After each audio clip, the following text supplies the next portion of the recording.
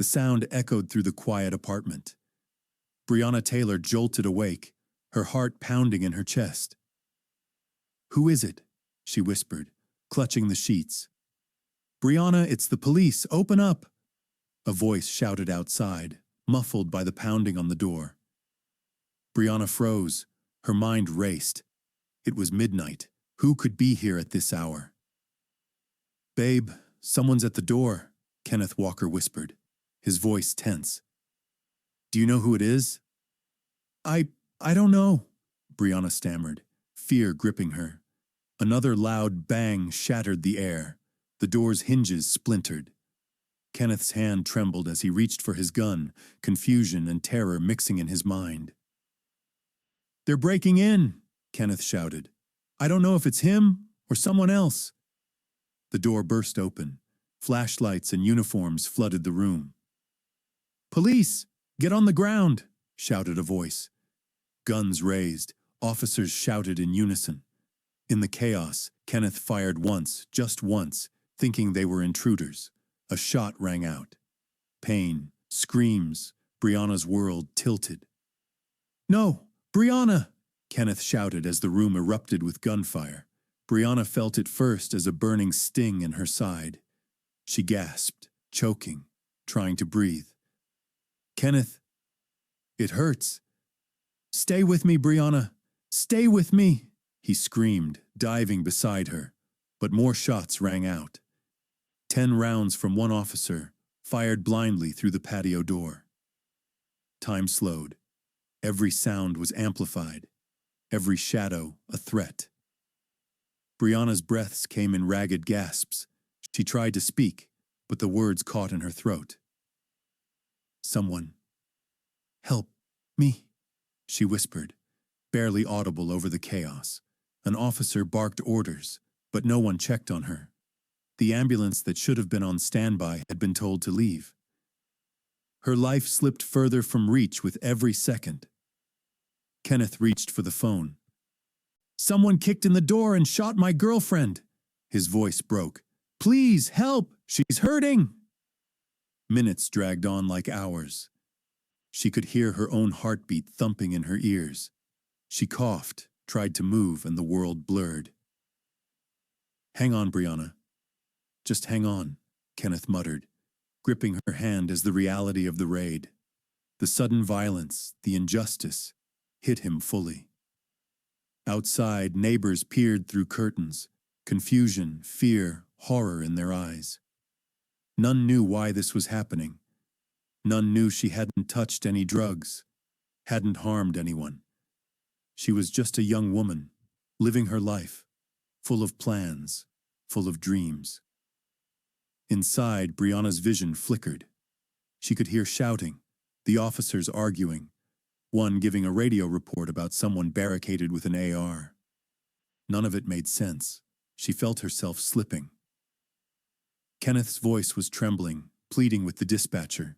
"She's not moving. Please, she's not moving." It took 20 minutes before medical help reached her. 20 agonizing minutes. By then, the coroner would later say, it was too late. She had already lost her life. This is not just the story of how Breonna Taylor died. It's the story of how she lived, what she dreamed, and how her name became a rallying cry for millions demanding justice. Not just for her, but for every black life treated as disposable. Breonna Taylor was a daughter, a friend, a co-worker, and a healer. Born June 5, 1993, in Grand Rapids, Michigan, she grew up in Louisville, Kentucky, with a heart that seemed to stretch further than her arms could reach. Her mother, Tamika Palmer, remembers her as a better version of herself, full of laughter, kindness, and stubborn determination. Breonna wanted to make a difference, and she did. She worked as an emergency medical technician, racing into situations where others might hesitate, kneeling on sidewalks to save strangers, holding hands in ambulances so patients wouldn't feel alone. It wasn't just a job. It was her calling. She had plans to continue in healthcare, to buy a home, to build a family. She was, as her lawyer Sam Aguiar put it, starting to live her best life. But in America, for too many Black women, even the best life can be stolen in a single night. The warrant that brought police to Breonna's door was supposed to be about someone else. Detectives were investigating two men suspected of selling drugs out of a house miles away from her apartment. But because one of those men, Jamarcus Glover, had once dated Breonna and had allegedly used her address to receive packages, a judge signed a search warrant for her home. It was a no-knock warrant, one that allowed police to enter without warning. By the time the raid took place, that order had been changed to knock and announce. But what actually happened in those crucial moments is one of the most contested points in the entire case. Police claim they knocked, pounded, shouted, "Police! Search warrant!" Kenneth Walker says they did not. Neighbors say they did not. Only one witness, who gave shifting accounts, backed the officer's story. What we do know is this. Shortly after midnight, officers Jonathan Mattingly, Miles Cosgrove, and Brett Hankison arrived in plain clothes, battering ram in hand. The first loud crash of the door was enough to jolt Breonna and Kenneth from bed. They shouted out into the darkness, fear knotting in their chests. When Kenneth fired his single warning shot, striking Sergeant Mattingly in the leg, it triggered a hail of bullets from the officers, 32 shots. 10 of them came from Brett Hankison, fired blindly through a sliding glass door and a window covered with blinds. Bullets tore into walls, furniture, and even into a neighboring apartment where a family slept. Breonna was struck multiple times, 5 wounds that would silence her voice forever. And yet, she didn't die instantly. Kenneth says she coughed, struggled to breathe, and moved slightly in those first terrible minutes. He called, "Somebody kicked in the door and shot my girlfriend." His voice broke as he said it. But in that apartment, time seemed frozen. An ambulance had been told to leave before the raid began. No medic rushed in. No officer knelt beside her to stop the bleeding. Over 20 minutes passed without medical aid. And though the coroner later said she likely died within a minute of being shot, those lost minutes remain a haunting question. What if? When the gunfire stopped, the apartment was riddled with holes, but no drugs were found. The main suspect, Jamarcus Glover, had already been arrested earlier that day. Breonna Taylor was never a target of the investigation. The police story, from the start, was riddled with contradictions. The incident report listed her injuries as none and claimed there was no forced entry, despite the battering ram that had splintered the door. There was no body camera footage, no visual record of what happened inside her home. And yet, almost immediately, the legal system began closing ranks. Kenneth Walker was charged with attempted murder of a police officer, a charge later dropped, but not before he spent weeks under the shadow of it. The outrage began quietly, within her family and community, as Tamika Palmer fought for answers. But as the weeks passed, and the killing of George Floyd in May 2020 ignited protests across the country, Breonna's name began appearing on posters, on T-shirts, on the lips of thousands chanting in the streets. Her face became a symbol, not just of one tragic night in Louisville, but of the countless Black lives lost to police violence, each name another wound on the national conscience. Still, justice did not come swiftly. Months dragged on. Investigations were slow, decisions opaque. On September 15, 2020, 6 months after the raid, the city of Louisville announced a $12 million settlement with Breonna's family, the largest of its kind in the city's history. Alongside the settlement came promises of reform. No more no-knock warrants, mandatory body cameras during searches, and a civilian review board. But when the grand jury's decision was announced just days later, hope shattered again. Only Brett Hankison was indicted, not for killing Breonna, but for wanton endangerment of neighbors in the apartment next door. The bullets that hit the walls beside them, not the ones that hit Breonna, brought charges. Mattingly and Cosgrove, the other officers who fired shots, faced no criminal charges. The news of the grand jury's decision in September 2020 swept across the country like a cold wind. People gathered in parks, on courthouse steps, and in the middle of busy intersections, holding signs with Breonna's face printed above 3 words, "Say her name." They chanted not just for her, but for the countless black women whose lives had been taken without accountability. Their message was clear. Breonna's life mattered. Her dignity mattered. Her death could not simply be another line in a police report. Celebrities wore her name on jerseys. Athletes dedicated entire seasons to her memory. In music, on murals, in speeches from city councils to the floor of the U.S. Congress, her story was told and retold, because in telling it, America was forced to face its reflection. Yet the fight for justice was heavy with frustration. Many saw the grand jury's narrow charges as proof of a system designed to protect itself. The Attorney General of Kentucky, Daniel Cameron, insisted that jurors were given all of the evidence. But an anonymous juror later came forward, saying the panel was never even offered the option to indict the other officers for Breonna's death. To them, the process had been more about shielding the police than uncovering truth. By then, the protests had been going on for months. Louisville streets filled with signs, candles, and voices that refused to quiet. The anger was mixed with grief, the chants with tears. At night, the city glowed with murals painted on boarded-up windows, each stroke of color a defiant act against forgetting. And still, there were those who tried to erase her even in death. In Oakland, California, a bronze bust of Breonna, placed near City Hall, was smashed by vandals. The sculptor, Leo Carson, said he had made it to honor her life and the Black Lives Matter movement, knowing it might become a target for hate. That also makes it a target for racist aggression, he said. Inside Louisville's police department, fallout was uneven.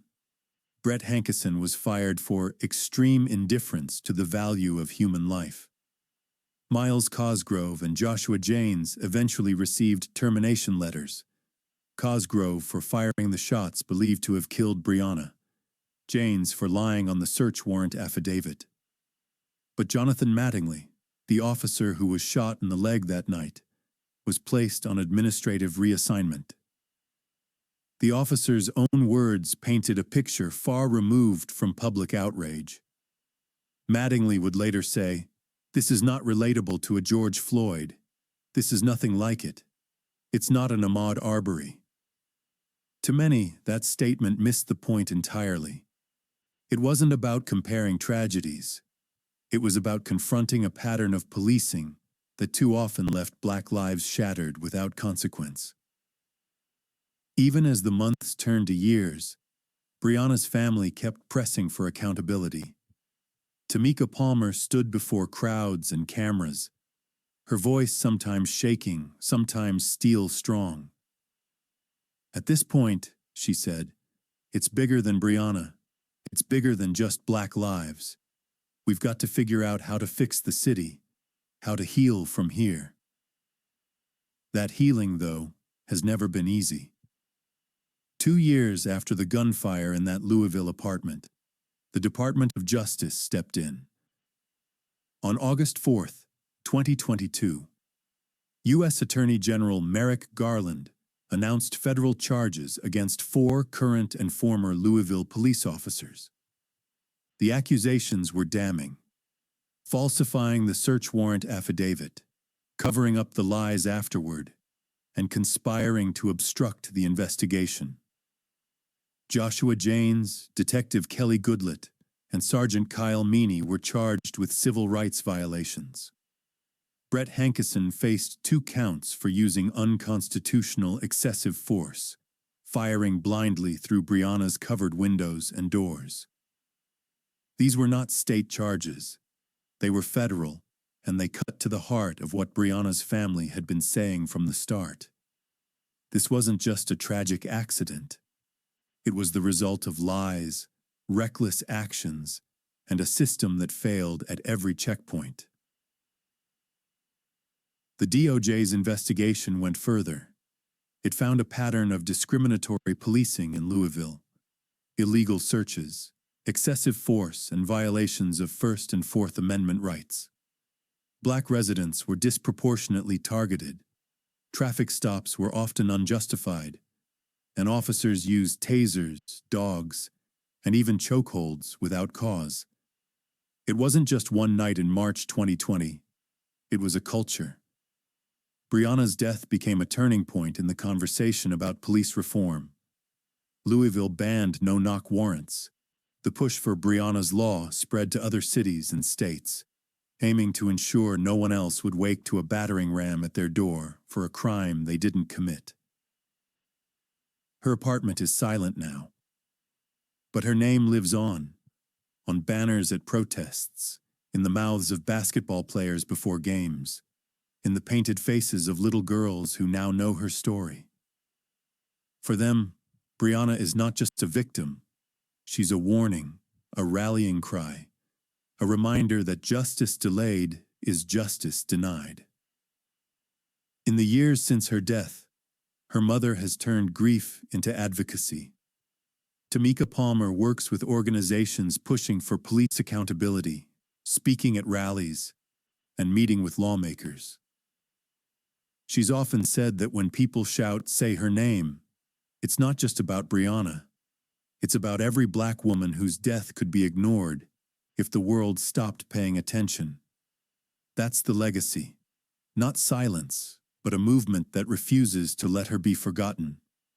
Now, years later, there's finally been a sentence. In 2025, a federal jury's verdict caught up with former officer Brett Hankison. Convicted of violating Breonna's civil rights by firing blindly into her home, he was sentenced to 33 months in prison, far less than the life sentence the law could have allowed. Hankison is the only officer convicted directly in connection with the raid. Another former officer, Kelly Goodlett, who admitted to conspiring with a colleague to falsify the search warrant affidavit and cover it up afterward, will face sentencing next year. After his release, Hankison will serve 3 years of supervised probation. For Breonna's family, it's far from full justice, but it's a measure of accountability in a case where so many have walked away untouched. Breonna Taylor should still be here. She should still be working in the ER, saving lives. She should still be laughing with her friends, dreaming about the family she wanted one day. But instead, her name is chanted in streets across America, not because she chose it, but because it was stolen from her. When we say her name, we are refusing to let the world look away. We are saying that her life mattered, that Black lives matter, and that no badge, no lie, no broken system can erase that truth. The fight for justice didn't end with Breonna Taylor. It cannot end with her. Because if we stop speaking, stop marching, stop demanding change, then the silence will fill the space where her voice should have been. And so we carry her name forward, not as a headline, not as a case number, but as a promise that we will not stop until justice isn't just a word. It's the way this country truly lives. Breonna Taylor. We remember you, we fight for you, we will not forget.